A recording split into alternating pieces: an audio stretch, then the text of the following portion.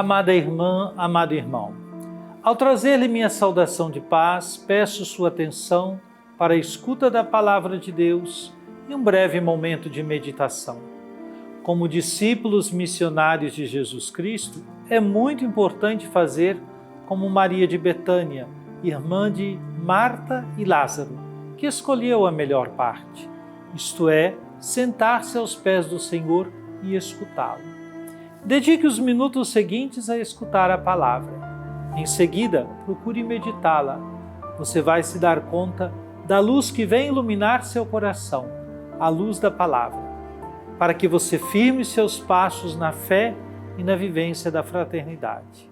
Antes de escutar a palavra, supliquemos ao Senhor. Trindade Santa, Pai, Filho e Espírito Santo, vós vos revelastes Deus da palavra, quisestes dialogar com a humanidade de modo especial por Jesus, o Verbo encarnado.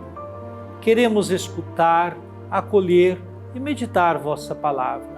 Derramai em nós o espírito de amor.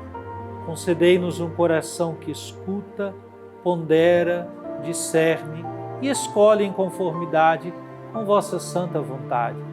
Enchei-nos do ardor missionário para dar testemunho da luz, a verdadeira luz, Jesus Cristo, luz do mundo. Fazei de nós servidores do vosso reino e operários da fraternidade.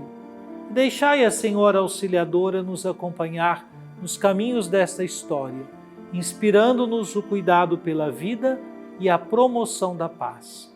Assim seja. Amém.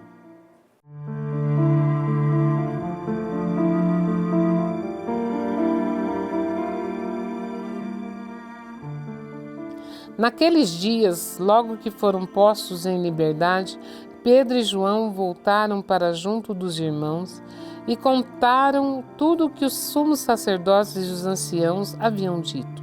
Ao ouvirem o relato, todos eles elevaram a voz a Deus, dizendo: Senhor, tu criastes o céu, a terra, o mar e tudo o que neles existe. Por meio do Espírito Santo disseste através do teu servo Davi, nosso pai: por que se enfureceram as nações e os povos e imaginaram coisas vãs? Os reis da terra se insurgem e os príncipes conspiram unidos contra o Senhor e contra o seu Messias. Foi assim que aconteceu nesta cidade. Herodes e Pôncio Pilatos uniram-se com os pagãos e os povos de Israel contra Jesus, teu santo servo, a quem ungistes, a fim de executarem tudo o que a tua mão e a tua vontade haviam predeterminado que sucedesse. Agora, Senhor, olha as ameaças que fazes e concede que os teus servos anunciem corajosamente a tua palavra. Estende a mão para que se realizem curas, sinais e prodígios por meio do nome do teu santo servo Jesus. Quando terminaram a oração, tremeu o lugar onde estavam reunidos. Todos então ficaram cheios do Espírito Santo e anunciavam corajosamente a palavra de Deus.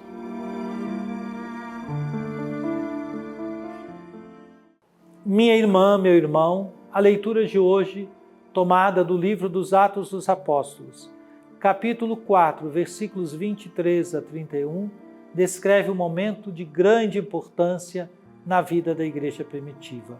Logo após Pedro e João terem sido ameaçados pelos líderes judeus por causa de sua pregação sobre Jesus e sua ressurreição. O texto começa com os dois apóstolos voltando para a comunidade de crentes e relatando o que ocorreu diante dos líderes religiosos. A resposta imediata da igreja é de oração e súplica a Deus, uma demonstração clara de que para os cristãos a dependência de Deus era a base para a resposta aos desafios e perseguições. A oração não é apenas um pedido de livramento, mas também um reconhecimento da soberania de Deus sobre a história e as autoridades do mundo, refletindo uma confiança plena no controle divino sobre todas as situações. No versículo 25, a oração remete às Escrituras, especificamente ao Salmo 2, onde se expressa a oposição das nações e dos governantes contra o Messias e seus seguidores. A citação de um texto tão significativo e que fala da oposição ao projeto de Deus revela a compreensão dos cristãos de que a resistência contra a mensagem de Cristo era esperada e parte do cumprimento das profecias. Eles reconhecem que a perseguição contra Jesus, seguida da perseguição contra seus discípulos, não é algo inesperado, mas parte do plano de Deus para a salvação.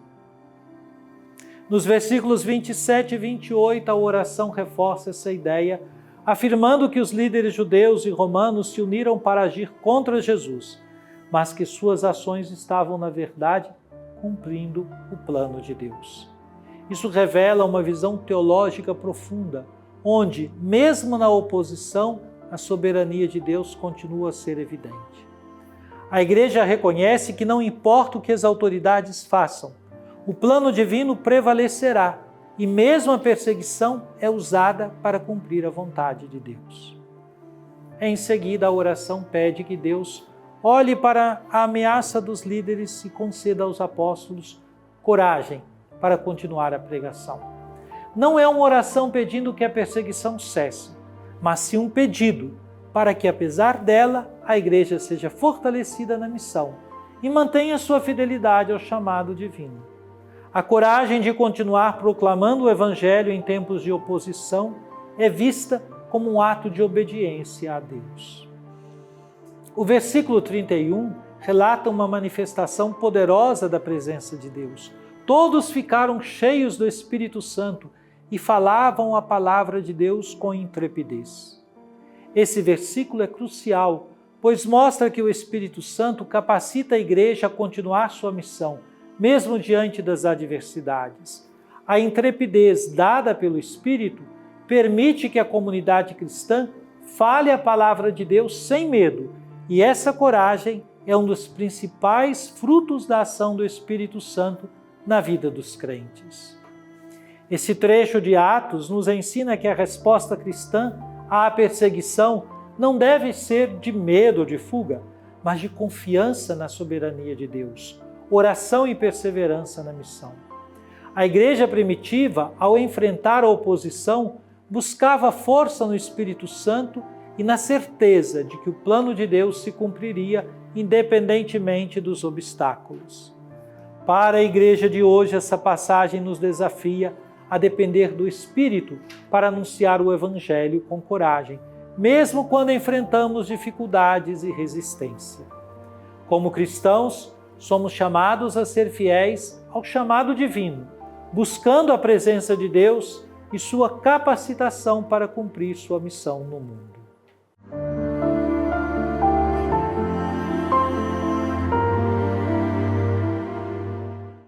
Oremos. Ó Divino Pai Eterno, tendo ouvido e meditado a palavra sagrada, concedei-nos dar testemunho da luz do vosso Filho amado, Jesus Cristo, nosso Senhor.